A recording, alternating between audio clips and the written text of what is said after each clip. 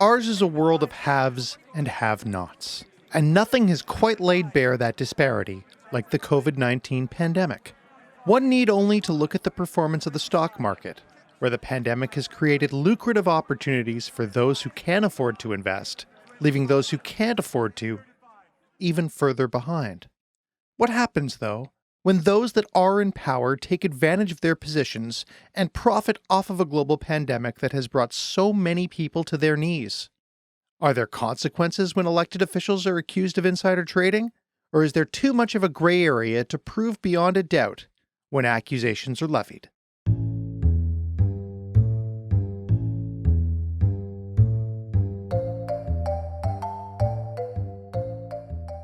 Welcome to The New Normal, the podcast exploring management research, brought to you by Delve, the official publication of McGill University's Desautels Faculty of Management. I'm your host, Dave Kaufman. On this episode of The New Normal, we will discuss allegations of insider trading in American politics against former Senators Kelly Loeffler and David Perdue, the Stock Act, and the gray areas that exist therein. How easy is it to get away with insider trading, especially for those in positions of power? If politicians aren't allowed to benefit from the knowledge of the market, will they continue to run for office? And are there more ethical alternatives that would allow elected officials to make money off of the stock market? First, let's hear from former President Barack Obama, who said this in November of 2020 to Georgia voters. I served in the Senate. I remember when we used to get briefings in the Senate for threats, including the kinds of briefings that your two current senators got about COVID-19. They got briefed. You know, you go into this room and it's all top secret and you got to kind of close everything off, and you can't take anything out of the briefing room because this is part of your responsibility as a public servant. And the point of these briefings is so that you can take quick action to protect the American people before it's too late. That's why the Senate gets these special briefings, to serve the interests of the people who have sent you to Washington, to serve their interests before your own. When I heard that your two senators here in Georgia, and understand, what I'm about to say now is not a partisan statement. I'd be just as hard if I heard a Democrat was doing this. Your two senators publicly were telling you that the virus would be no big deal. But behind closed doors, they were making a bunch of moves in the stock market to try to make sure their portfolios were protected instead of making sure you were protected. Man, that's shady.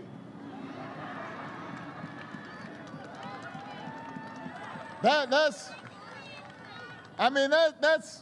ain't right. Joining me for this episode is Patrick Augustin, an associate professor of finance at the Desautels Faculty of Management at McGill University. Augustin holds the Canada Research Chair in Macro Finance and Derivatives, and is an associate fellow at the Canadian Derivatives Institute.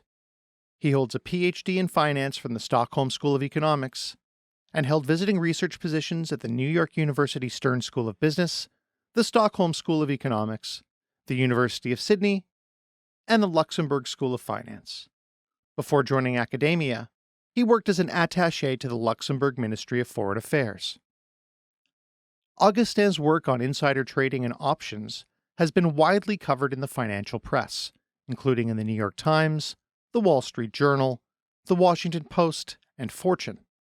I started by asking Professor Augustin what exactly Loeffler and Perdue were accused of. Well, both senators were among a number of senators that were accused of insider trading during the coronavirus pandemic. So that's an episode that nowadays, you can look that up, is considered to be one of the big scandals that occurred in Congress during last year. And so in particular, there were a number of senators, again, including Loeffler and Perdue, who had access to privileged information and briefings about the upcoming pandemic in closed meetings, and that acted upon that kind of information that they received in confidentiality to trade with the stock market, and they benefited from these trades by either buying stocks that would benefit from the pandemic, such as pharmaceutical companies like Pfizer, or selling stocks of companies that would be obviously hurt by the pandemic, such as entertainment companies or the stocks of airline companies.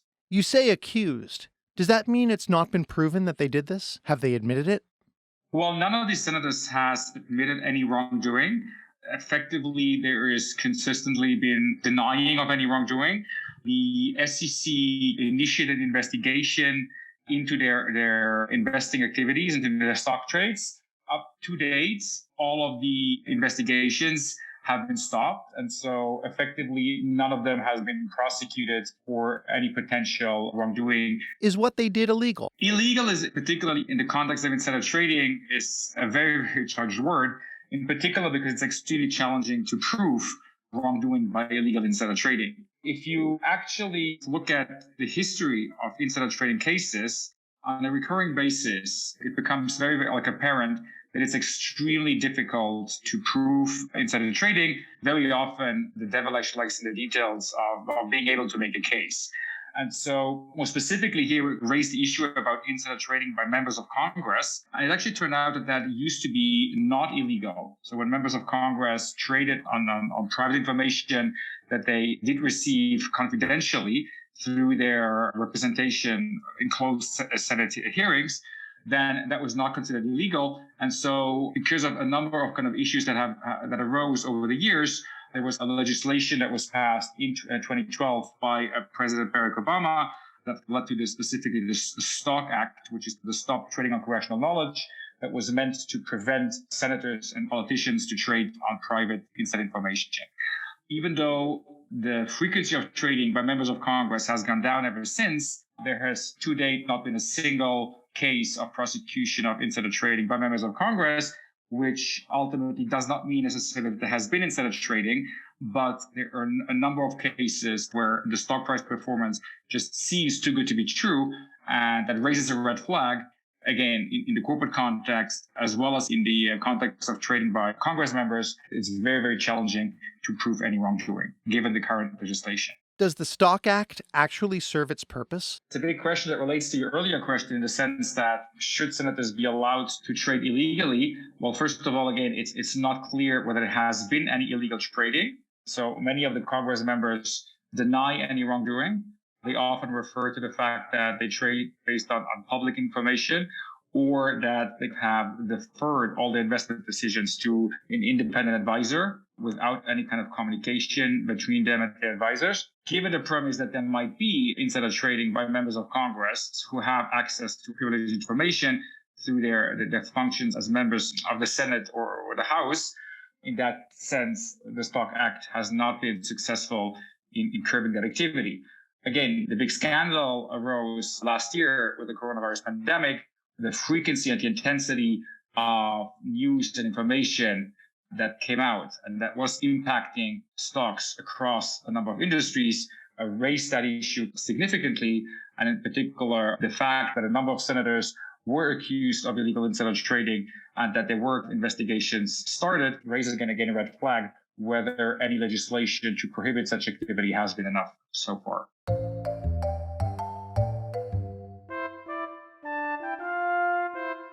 The Stock Act is a bill to prohibit members of Congress and employees of Congress from using private information derived from their official positions for personal benefit and for other purposes. Should politicians be allowed to not just buy and sell stocks, but own stocks? The law also says anyone who has a fiduciary duty to someone else should not violate that fiduciary duty, right, and not breach that trust and trade based on information that was provided in confidentiality. Certainly, politicians should never be able to exploit any sensitive or privileged information that they have access to through their position in politics. The question though becomes, it is attractive, right? So in the stock market, you have a way of capitalizing on your investments to make money. So there's a financial industry that can be profitable. If you want to attract talented individuals into politics, where salaries are typically lower than the financial industry, I think it becomes tricky to outright ban any trading in stocks. Now, the problem is, though, that stocks of individual companies or the prices of these stocks are very sensitive to information. By allowing politicians to trade on stocks that are sensitive to private information, you're giving them an ability to be tempted to trade on information they receive and to exploit that information at the expense of Main Street. If you completely ban trading, politicians will not necessarily have an interest in joining politics. So I think there's a middle ground where potentially you can still allow them to invest in stocks indirectly by allowing them to invest in broad-based indices, such as exchange-traded funds or in regular market stock indices, but perhaps disallow them from trading directly in individual stocks. That might be a good middle ground. Have we heard politicians come out and say that if I was not allowed to do this, I would not run for senator, or I would not want to be your elected representative? I personally haven't heard that specific statement directly, but I think there are other politicians that have proposed legislations where senators would not be allowed effectively to trade stocks at all, or where they would be allowed to hold stocks but not trade in them during their terms in office. And even just going back to what we discussed earlier, the Stock Act is essentially a legislation that's intended to effectively ban insider trading by congressmen or politicians more generally. And that legislation was in response to scandals that arose in earlier years. I'm concerned that the Stock Act might look good on paper, but what we've seen in the last year has proven that it's fairly toothless. We have examples of politicians attending meetings last year in the United States that informed senators and congresspeople of what was coming in a way that Joe Public couldn't have known. And then we can tie that into trades, selling of stocks that made people like former Senators Perdue and Loeffler a lot of money. If indeed the trades that all these senators implemented were directly in response to the information they received during a time frame when no other one had access to the information, then I would consider this personally as being trading on non-public information and in breach of a fiduciary duty that politicians have to the citizens. In that sense, while it would be illegal and essentially you could argue that in that case, the Stock Act was toothless. However, like I said, up to this date, the allegations have been dismissed and the investigations were dropped. So I do not have enough insights into the actual investigations by the SEC to be able to verify the accuracy of these allegations and to state whether the trades were actually legal. In my own research with my co-authors, what we did look at were the individual trades implemented by one particular senator, Senator Perdue, who was running for office in Georgia in the most recent election.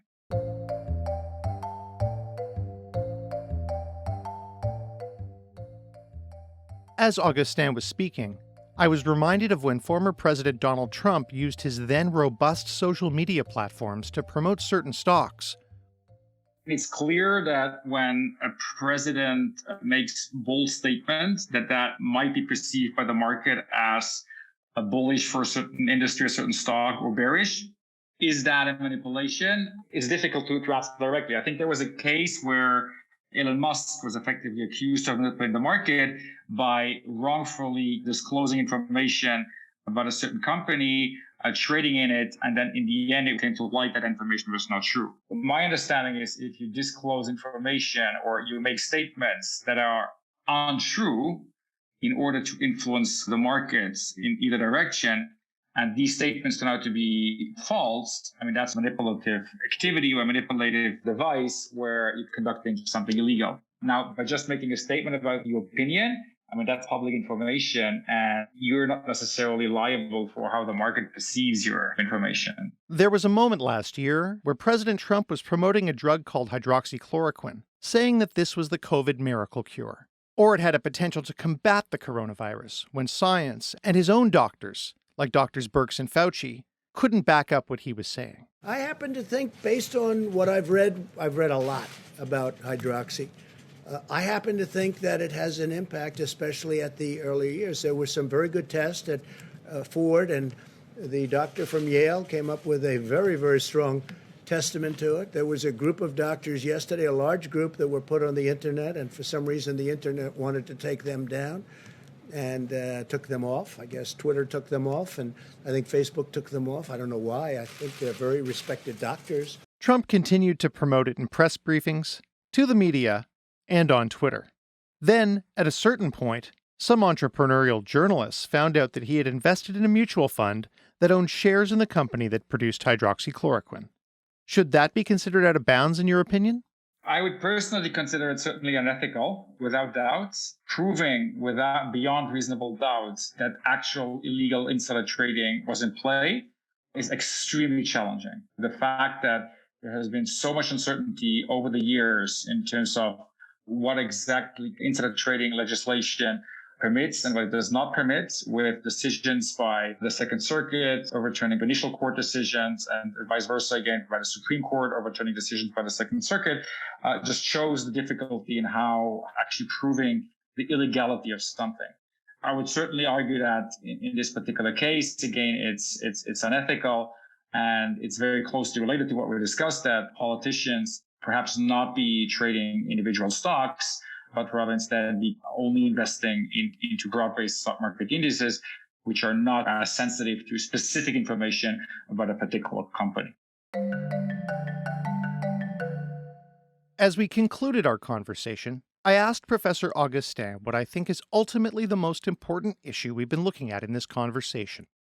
Do you believe that politicians should be able to profit from their positions of power? And if they can't benefit from insider trading, would there be other ways that they could financially benefit? They should certainly not be permitted to benefit from their position of power. When politicians enter into Congress or the Senate or whatever role they take, effectively they have an oath they put forward in order to serve the best interests of the United States and the U.S. citizen. Any activity or action that they take at the expense of the United States or at the expense of U.S. citizens, or even if not at the expense of them, but to benefit themselves and to give themselves an unfair advantage, their stakeholders, so to speak, so the constituents, is, in my point of view, unethical and unjust. The answer is certainly no. They should not be allowed to. And of course, it's not only trading on the stock markets where they can benefit financially if they have access to private information. I think there's also evidence of real estate deals where they're benefiting from purchasing or selling land opportunistically in response to developments. I think there's, of course, numerous other ways of benefiting from their position in power. But again, it's a very clear no, my answer, that they should not be allowed or able to exploit their position in power. Insider trading in politics has been an issue for as long as there have been politicians.